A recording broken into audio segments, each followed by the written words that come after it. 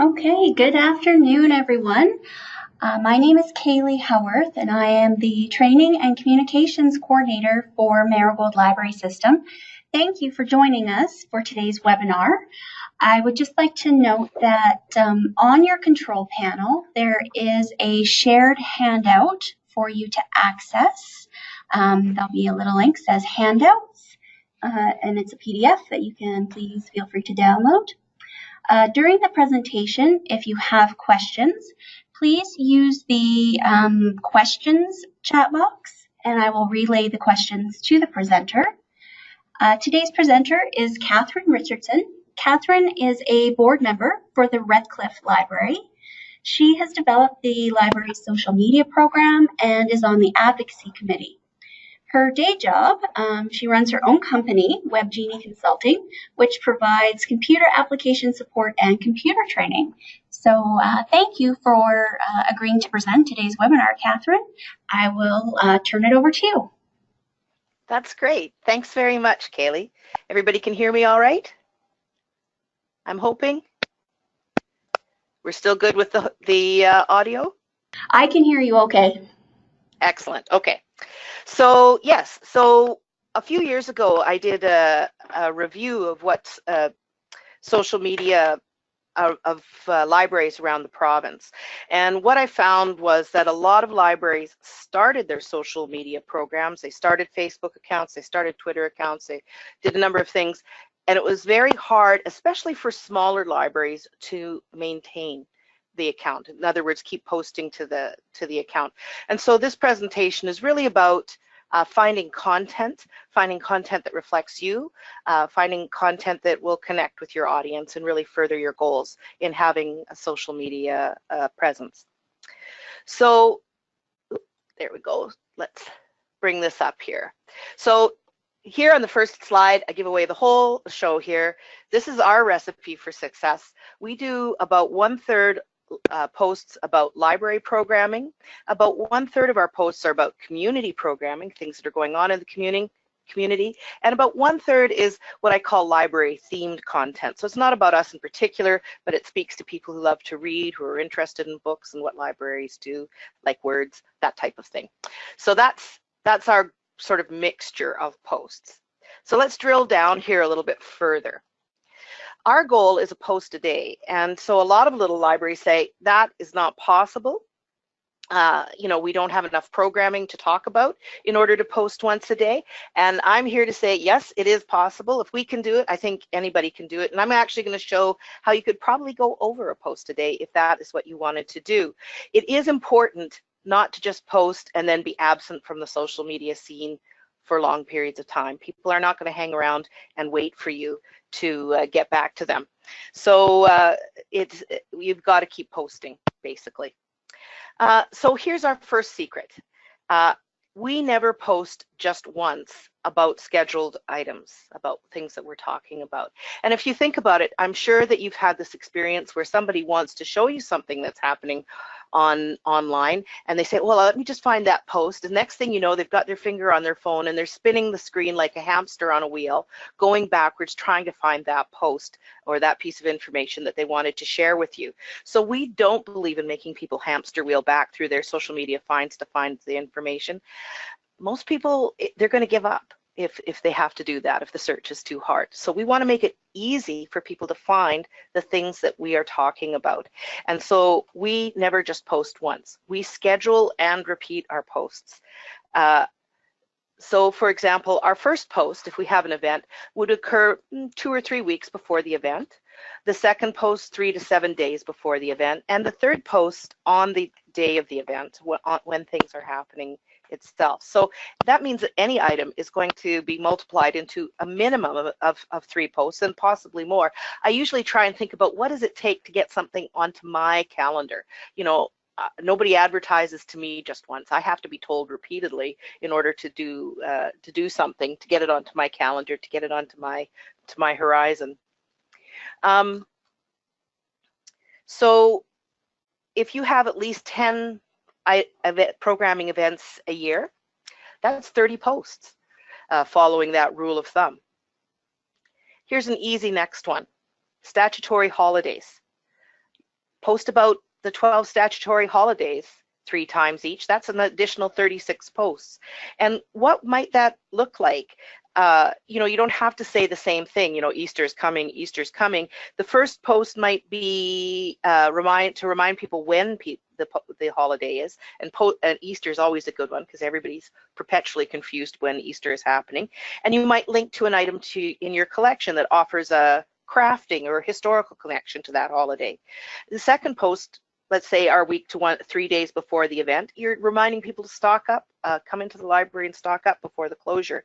And then the third post is a day of the event reminder, and you remind them that the library is closed, but also that they can get items electronically. So those, you're using the same event, but you're talking about it in 3 different ways. Another easy set of posts to do is once a month promote getting a library card. Telling people how to purchase or sign up for a library card. So that's an additional 12 posts. A lot of people worry about finding images for these posts, even if you're talking about the same thing. I'm here to say you can post the same photo twice, more than twice per year. Nobody counts. I mean, if you think about advertising, you see the same images coming at you all the time. But if you're interested, one great resource for different images, Library and Archives on Flickr is a great resource. Lots of you know, Google searches can give you non-commercial images that you can repurpose, that type of thing. And Alta, I created for Alta a series of templates that you can use in either PowerPoint or Google Slides that you can combine your own images with text very easily. You don't have to go out and get a new software. You can just use the software that you already have. What about other ideas? Donations and thank yous. Is there somebody you can thank once a month who's donated to the library, who's helped the library out in one way? That's an additional 12 posts. How to search TAL. Another TAL, you know, use TAL. You might use how you brought in the last book as an example for your TAL post. So to use that once a month. 12 posts a month promoting ebooks or audiobooks, the presence of hoopla, the absence of hoopla, that type of thing. Do you present to your town council? If you're going to give information to the town council about the library, surely that's information that's worth sharing with your patrons as well. So let's say you do 5 posts relating to your town presentation. You've already written that presentation, so it's pretty straightforward in terms of content. And information that I know we share with our town when we present, we talk to them about the number of card holders and the number of checkouts. You know, we've got good stats, the number of people coming into the hours the computers are used, or the number of interlibrary loans. We also, if you do a survey, you can work with that. So, and we have done surveys, and we will probably continue to do surveys. And so we look at sharing the results and putting those survey results up as posts as well. Or maybe the last 3 questions asked by the public of staff. Use those as the content for your posts. Again, you want to be positive and upbeat. So by the time we walk through these options, 136 posts. So we're getting our numbers up there fairly rapidly. Let's just think about those survey posts for a minute. What I found really interesting when we chose to share our survey results, again, we did 1 question per post, and you can see what they looked like. I combined the results with a graphic. What interested me is how much those posts were shared online. And I think a lot of people want to show their support for the library online. And so if you give them a little nugget like this, they're happy to share that and promote the library along with you on social media. So that was interesting. The other thing that was interesting is how sharing the survey results kept some of the conversation going online. So our question about what kind of space should the library have, you know, and with some suggestions there, that generated a bit of conversation as well, and that was useful to us. I love this picture. Now I have to say our meeting room doesn't look like this anymore. It doesn't have counters held together with book tape. But this picture, which again was part of a presentation originally that we made to Town Council, talking about our planned meeting room renovation, our requirement for it. So the great story behind this is that when we did our meeting room renovation, we had people from the community step forward and help us, businesses and individuals step forward to help us with our renovation. And that was right in the middle of when the economic downturn was really hurting Redcliff. We have a lot of oil service supply businesses in our area, and people were really hurting locally. And yet still during this period of time, because we were real about what our situation was and what our goals were, people stepped forward to help. And it was a really awesome, kind of heartwarming thing that in the midst of this situation they did. So one of the things I take away from that is that sometimes we want to put our best faces forward, but we spend too much time being perfect. So much time it's not actually helpful in terms of our goals. So by being real in a positive way, I think that can help you attain the goals that you want to attain. I'm hoping that all of the libraries that are joining us today have a full board. But one of the things that we do is that we post at least one post a month for board member recruitment. Even though we have a full board, and we've had one for the last 4 or 5 years, really since we've started on social media. Social media has been a great boon to us in terms of having committed volunteers step forward. But it's very useful to sort of sow the ground before you need board members. In other words, let people know about what being a board member means before you have that vacancy or that hole. So we use these to recruit or to enlighten people about board members, help them visualize. We use statements like you can see this one about why they volunteer, maybe links on how to apply on the town website. Usually I save those for when we're looking at actively getting someone in. Statements about what a board member does and posts about the skills you need. In other words, you don't have to be a big reader. I don't know about you, but the people who've said to me, oh, I wouldn't join the library board because I don't read a lot. And you're looking at somebody maybe with a skill set or the connections to reach into a community group that you'd really like to reach into. So we want to make sure that, it's not about being a big reader to join the library board. And, sometimes we have to fight that notion that being a board member is kind of an advanced book club action. So, posts maybe about what we don't do as well as what we do. Now, if we stopped right here, 148 posts in, we're not really ramping up in terms of engaging with our community. Right now, the posts that I've shown you are where the library is talking about itself all the time. And while that's good and valid, and we want people to know about what we do, it doesn't really show our connection to our community. And to be frank, a smaller library is a little limited in topics because we don't have as much programming happening on. So the next part of our recipe is talking about community activities and events. And the first step is that we think about when we're talking about community. We think about, now Redcliff borders right on Medicine Hat, but we think about what we would do with a physical bulletin board. And basically what we would, if we would post it on a physical bulletin board, we'll put it on our website. As long as it's sort of a free event that our community members would normally be interested and involved with. We do occasionally promote something at the Medicine Hat Public Library, but we typically stay in our own lane, talking about really our programming. But one of the great ways to connect to your community is by using your board members. Typically, your board members are people who are very involved in their communities in one form or another. So get them to provide a list of meetings or events or services from the other organizations that they're involved with. And if you think of something simple for community groups, let's say the Legion, maybe the Kinsmen or Kinettes, the Oddfellows, Rebecca's, or the local senior center, so there's 4 groups right there.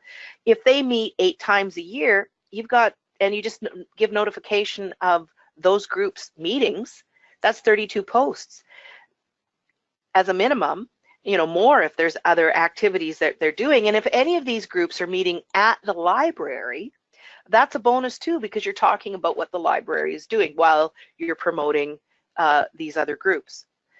Board members have lots of other interests, so you get them to share and research their interests. It might be art or photography, knitting. It could be as simple as a book recommendation from a board member. Recommend what a board member is reading. You're talking about what board members are doing or personalizing them. And you're showing how the library helps them enjoy their hobbies. So library promotion and community. The other point that often comes up when I'm talking to groups about this is sometimes people will discount their other involvements, like nobody at the Legion uses Facebook, they're all too old. And I think there's 2 points I want to make about that. And one is they're probably wrong about that. Facebook has amazing penetration into the 60+ age bracket. It's the largest group that's joining, and so they probably are more people than you know. And even if that was the case, organizations like the Legion are struggling to connect with a younger demographic, and so the library is really helping. If we're posting about the Legion, the library is helping them to connect with that demographic. And we often forget about the sandwich generation of adults, children who are interested in activities and supports for their parents. So they might be online even if their parents aren't, and they're interested in what the senior center doing or the Legion is doing, because they're going to pass that information on to their parents. Another post to think about, so the Synovus sponsors an art awards program locally, and we look at taking the awards, congratulating students in the Prairie Rose School Division, which is separate from the Medicine Hat School Division. We post those and art awards. We've talked to Synovus, and we get the right to publish those images on the social media feed and congratulating local students. And people love those posts. They loved stories about local kids doing well, being rewarded. So if your school has an end of the year award, an art contest, or a scholarship, that's good. I'm sure you can find 10 things that local kids have won in your area, and people love to hear about that, even if they've heard about it in other channels. That's a good news story that people want to know about. So continuing on the theme of schools, what school district does your library reside in? I hope you know that. Get the school district's calendar and find out when all the PD days are for the kids in your school district. Now that's useful for programming, of course, but try posting twice or 3 times for each PD day, once about a week in advance. People will be so grateful for the reminder, oh yeah, there's a PD day coming up. The second, the day of, if you're open, promote the library as a place to be. So, and you could have a third one even further back than a week in advance, maybe 2 or 3 weeks in advance. That's perfectly legit, because people, with younger students, will have to arrange for childcare on those days. So 9 events a year through the school year, posting each one 3 times, that's 27 posts. So we're over 200 now. What other school things can you link to? School supply lists. Those posts are great for the dog days of July and August, when you might not have a lot of things to talk about. People find this tremendously useful. If a minimum of 6 school supply lists, I'm thinking for kindergarten, or the say 1 to 3s, and then 4 to 7, and then the high school students. So you post about each list twice or more if the school breaks it up into multiple grades. Don't make people wade through multiple lists in order to find what their information they need. Instead, use that to create more content by breaking it up into short snippets. If there's a parent group, if you can connect with the parent groups in your school district and they have meetings, if they have 5 meetings a year and you post twice about each one, so one saying the meeting's coming up and one on the day of, reminder, then that's an additional 10 posts there.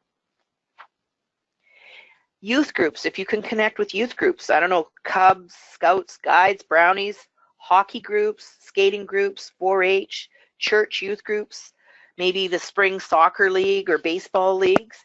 And if they each hold 2 events, let's say once for their registration, you remind them when their registration is, and once for a fundraising activity they want to do, that's an additional 24 posts right there.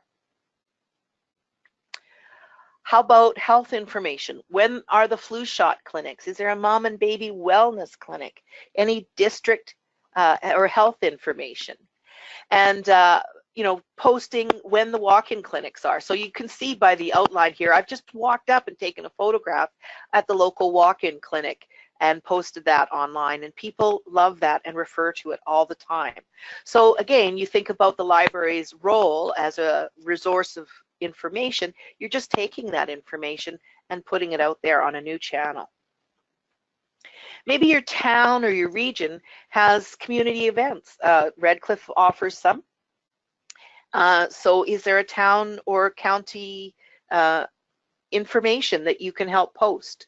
So community events, bylaws, hours of service, dump hours, road information. Here in Redcliff, I know our town, we have a snake. One of the bylaw officer's duties is to come and pick up snakes from people's backyards and relocate them. Quite often they're bull snakes, but occasionally they're rattlesnakes.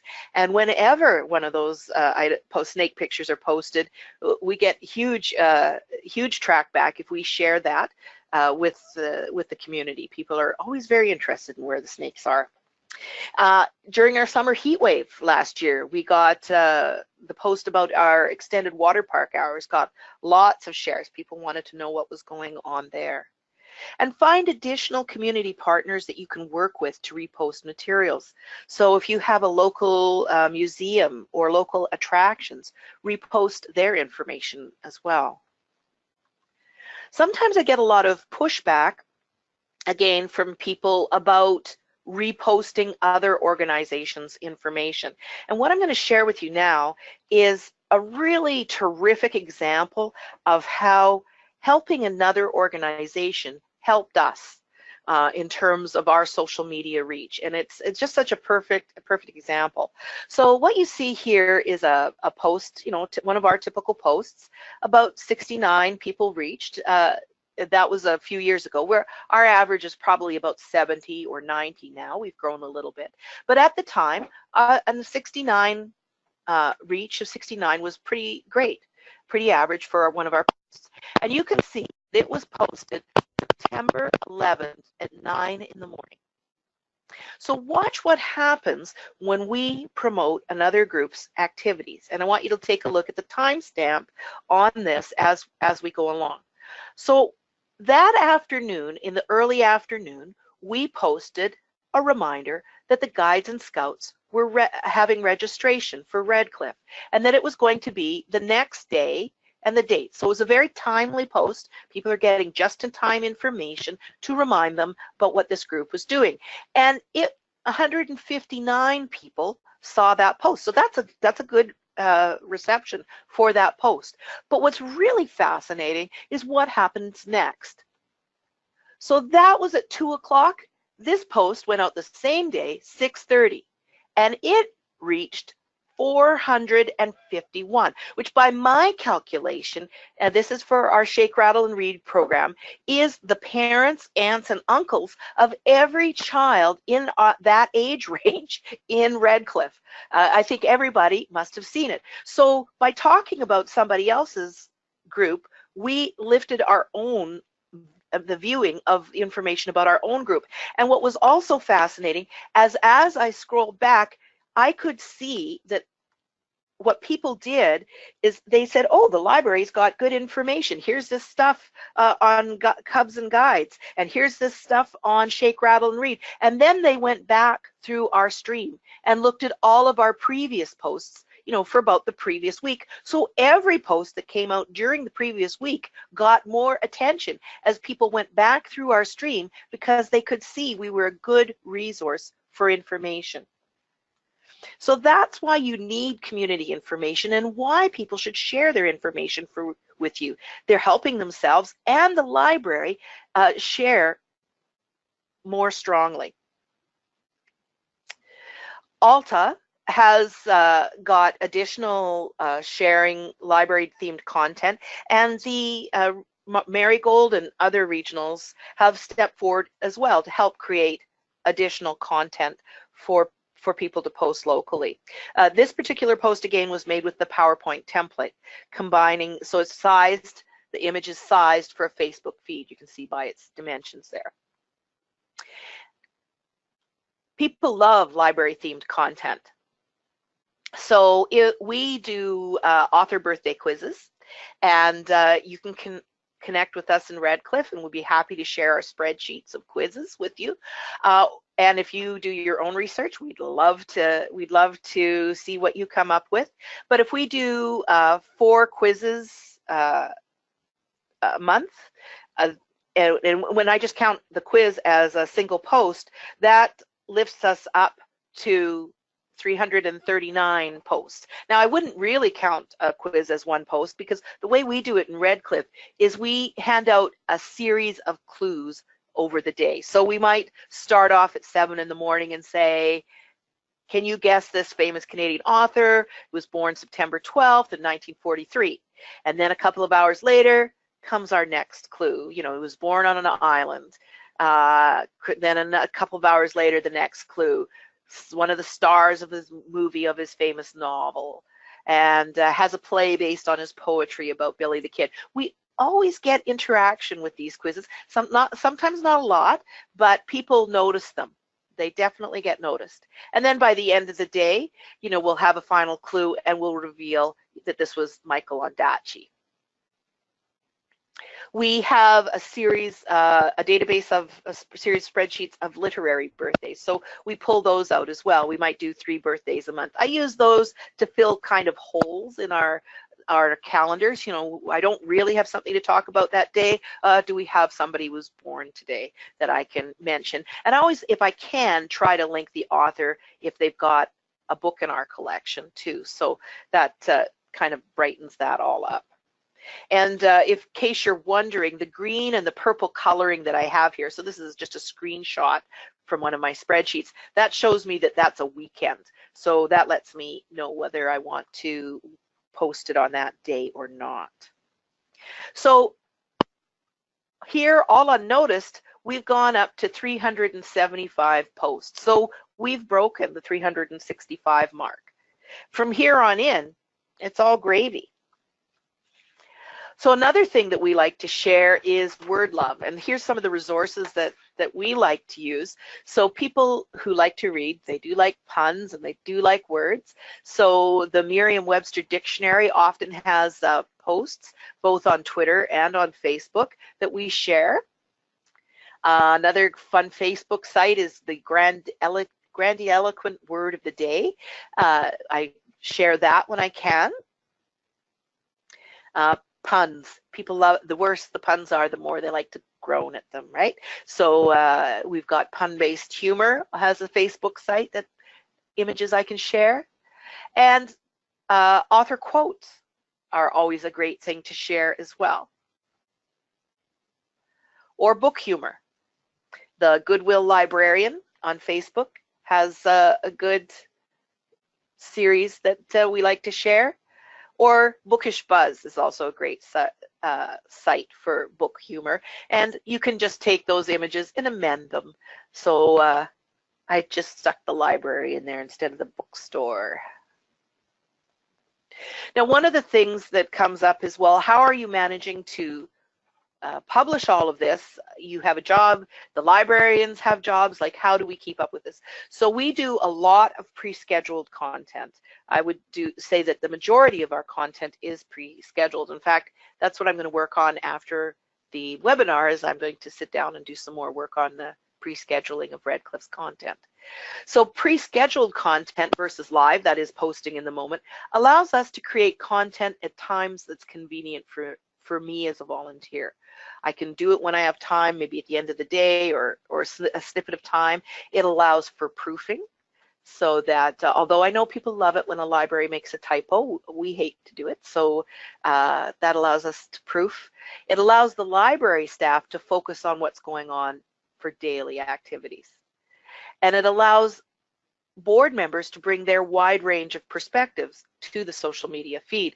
One thing that often happens is that organizations say, well, we want social media, so we'll give that job to probably the youngest staff person that's on there because they're young, they know technology, and it allows the board members to kind of run away from their responsibility in terms of crafting the public face of the library. I think that what we want to do is encourage board members of all ages to bring their perspective in terms of what we are, our public face that we're putting forward. I don't think it's really fair to lay that responsibility on the most junior member on staff just because they're the youngest person around. So people, again, they often confuse this with, oh, I have to be up on Facebook or I have to be up on this technology. That's not what we're asking them to do. What we're asking them, to go back to the sort of community involvement, tell us when the Lions are meeting, tell us what's going on at the senior center. We'll use that information. We will wrap it into the quote. So you don't have to post it. You have to be our connections into the larger community.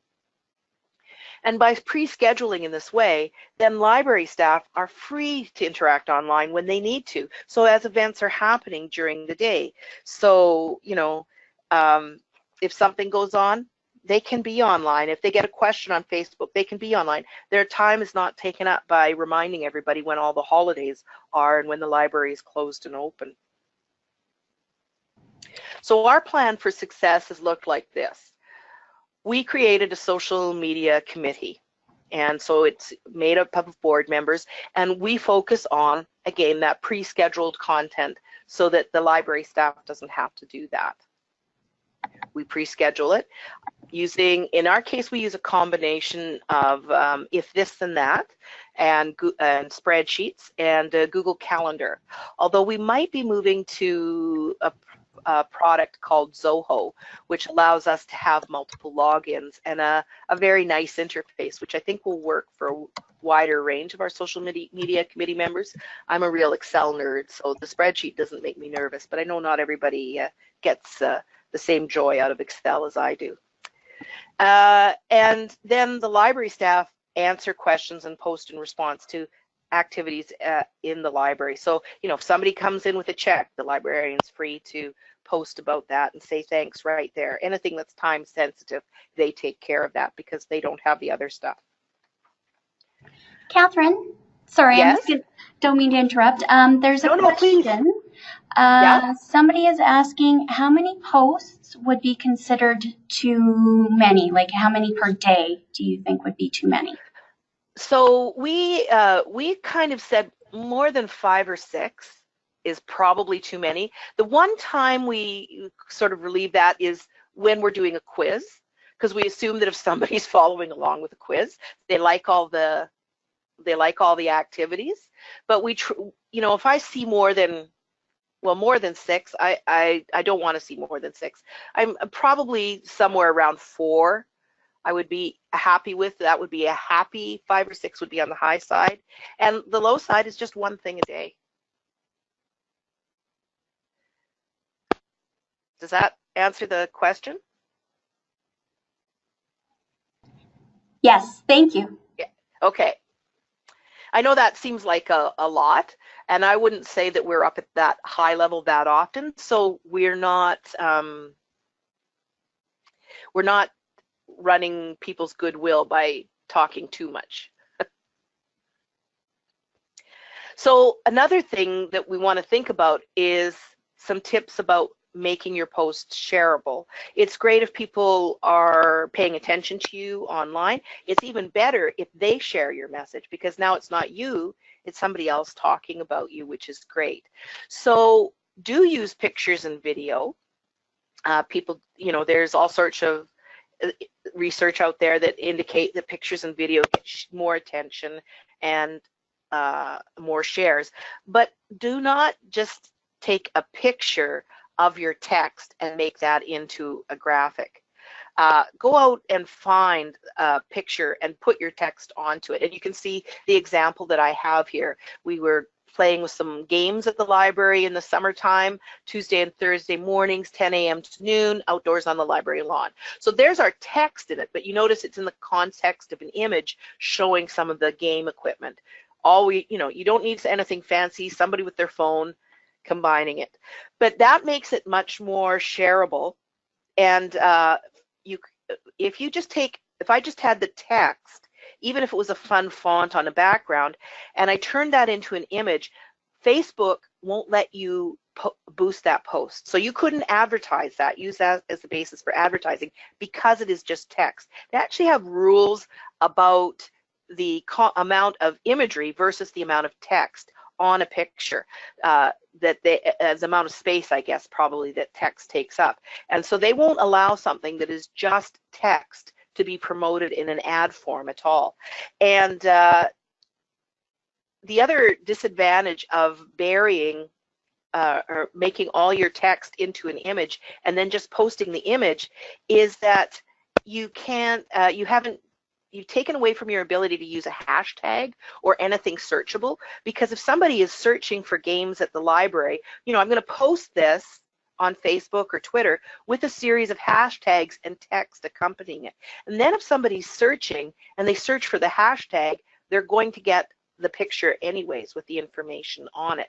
But if the picture, even if it's text-based, is the only thing that you post, it's not searchable. There's no way for Facebook or Twitter, they don't have tools that will search images for text buried inside them. You need to type that into the post to give them something searchable. For that reason, you're going to have to train your community partners to help you out by not sending you JPEG calendars that you have to retype. I think that's one of my particular struggles. I get people say, great, I'll send you that information. And then I get a graphic of it that I can't even copy and paste out of. I'm like, look, if you're going to do that, just send me the document and save me the typing time with that. Don't just turn it into an image, because that doesn't do me any good at all. The other thing that catches people, they're worried about imagery. You don't need fancy props to take pictures that people will connect to. All you need is a couple of kids willing to pose, some stuffed toys, kid reading to a stuffed toy. What's not adorable about that? And pictures don't need to be perfect.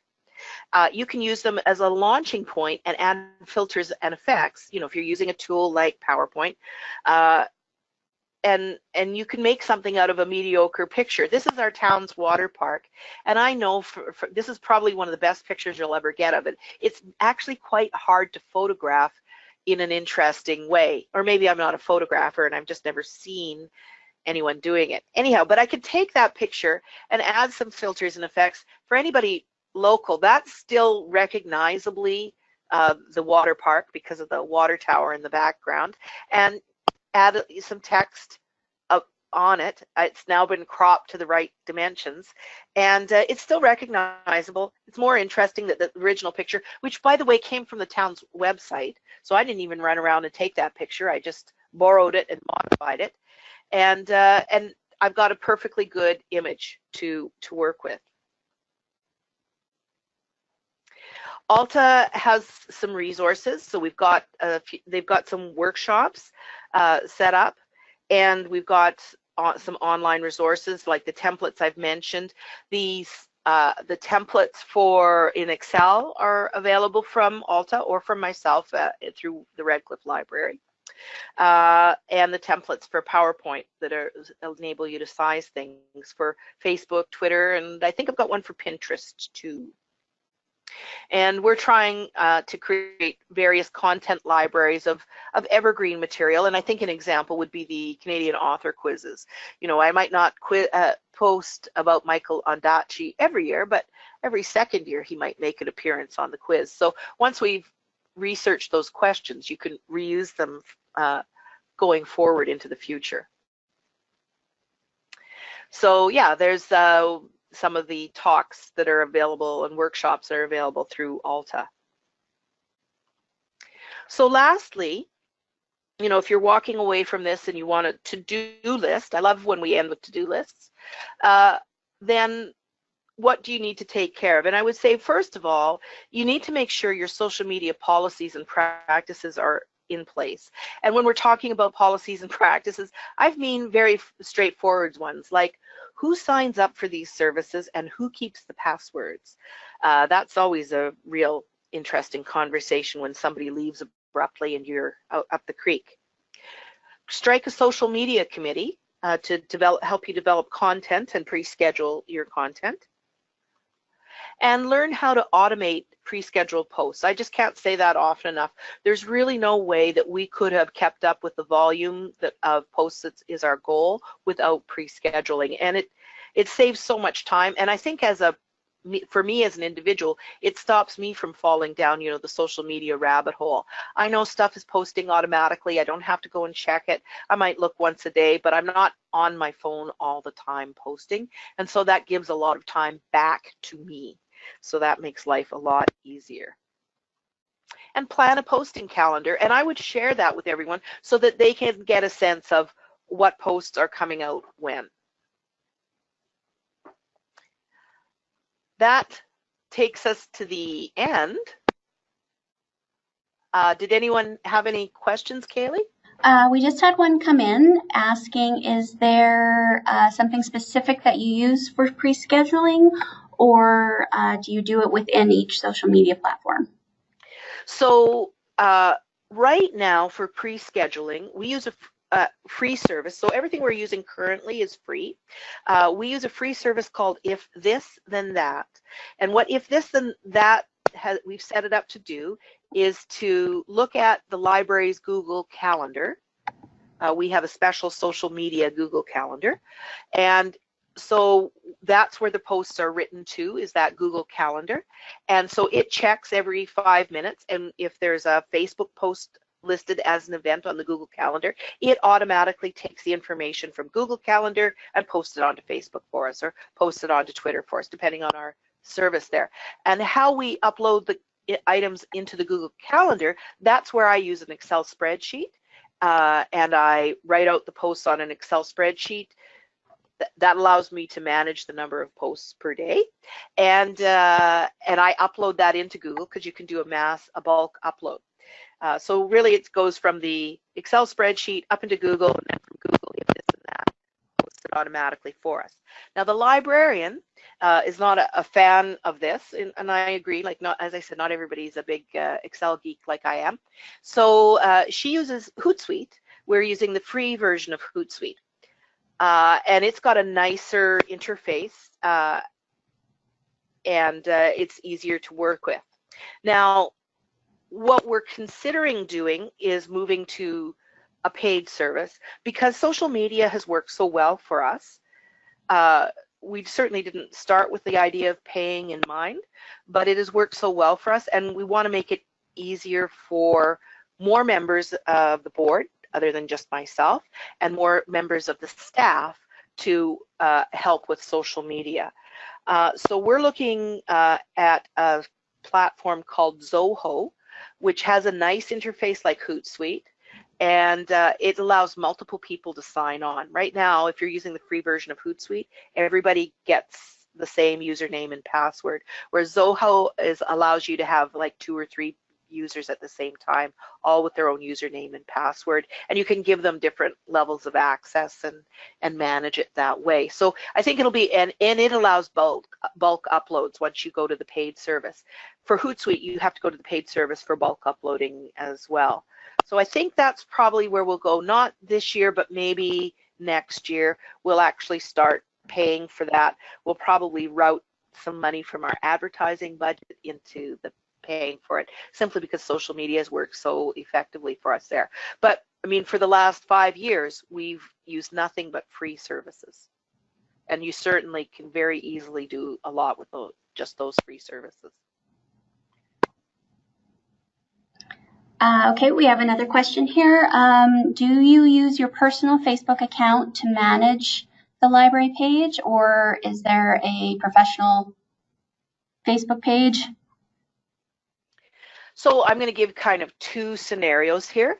So with our library page, it is connected to my personal account, and to the librarian's personal account, because that is a requirement. There has to be a personal account behind a public page like that.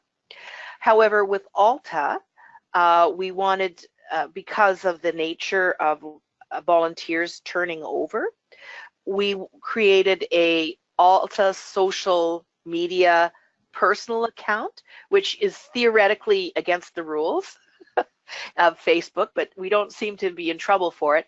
And we connected that to the page. We also have some individuals connecting to the page because it's just easier for them, but we have sort of a role-based personal account as opposed to an individual personal account attached to it. There is no tool, and I guess this is really because of Facebook's own internal rules. They always say that a public page has to be connected to a personal account somewhere along the line. Another question here. How do you schedule an ongoing program, like something, for example, that happens 3 times a week, every week? So that one, okay, so yes, that would be maybe too much of a good thing if you followed sort of the basic scenario there. For something that happens every week, we have, for example, a Lego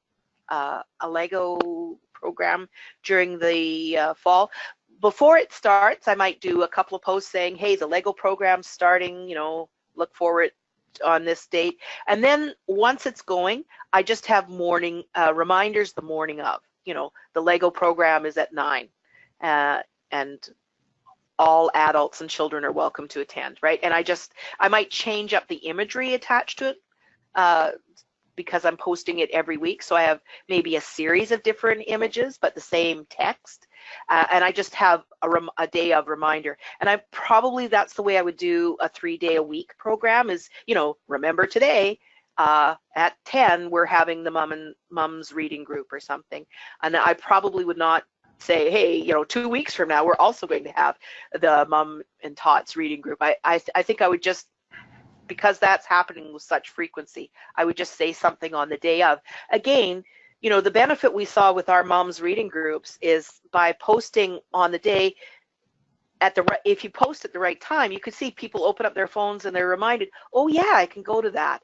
And so that's how it's acting, as more as a reminder rather than an active upcoming promotion, I guess.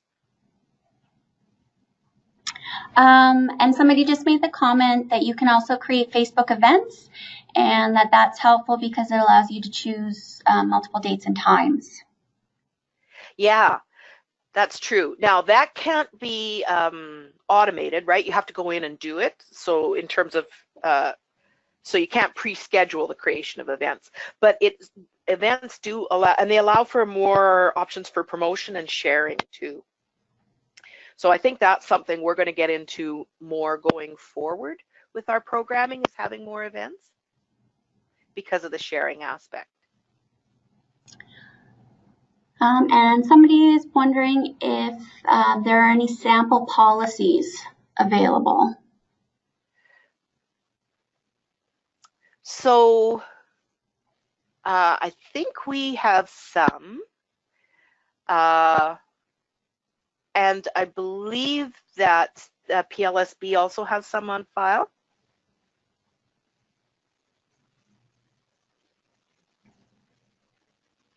Was there a particular aspect or just sort of the general category that you were interested in? Was there a particular policy or just that there were general policies? Let's see. So the question was just, are sample policies available, but I'll just wait here and see if they clarify. Okay. Policy on who or how to regulate staff on postings.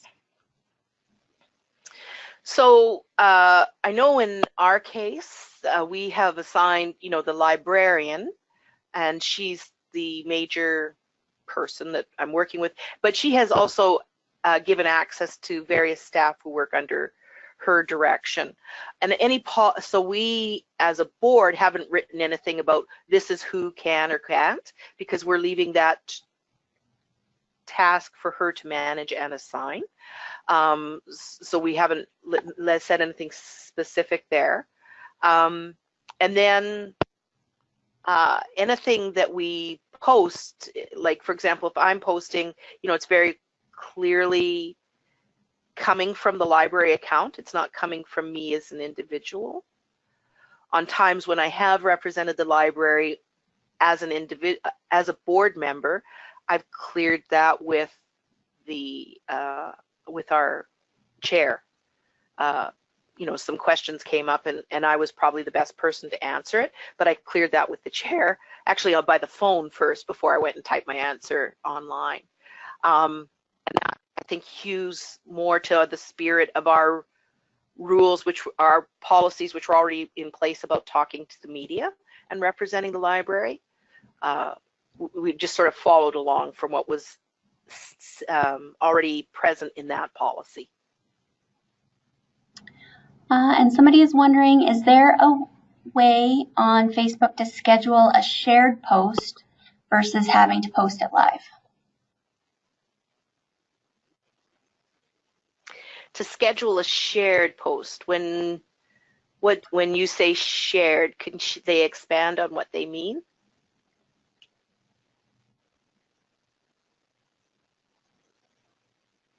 Or are you thinking of a post where you tag other organizations? So if you find a post on another page and you want to share it on your page. Oh, okay, all right. So, because there's another question about tagging organizations. I'll just say that first. To tag somebody else in your post, you can't pre-schedule that and have the tags live. You actually have to go in and edit the tags to make them live. That is one of the banes of my existence currently, is that I can't make that live. But going back, if you find a great shareable post from somebody else, this is where the Facebook Manager app is very useful.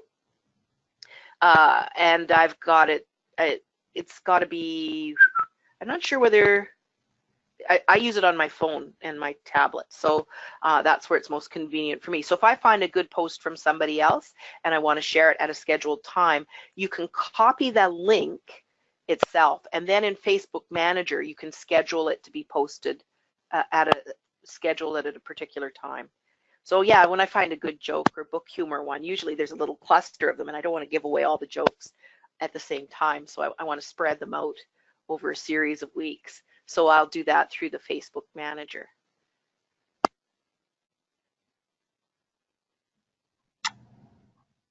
Okay, well, thank you very much, Catherine. That was great. A lot of very useful information for sure. Well, I'm delighted. Okay, well, thank you everybody for joining us this afternoon. And yeah, look forward to that video being up on YouTube, and hopefully you can go forward with your social media and feel a little more confident in what you're doing. And if people want to contact me, they can certainly do so through the Redcliff Library. I'm open to answering questions later on if people have questions. Perfect. Well, thank you so much, Catherine. All righty. Okay. Have a good afternoon, everyone. Thanks.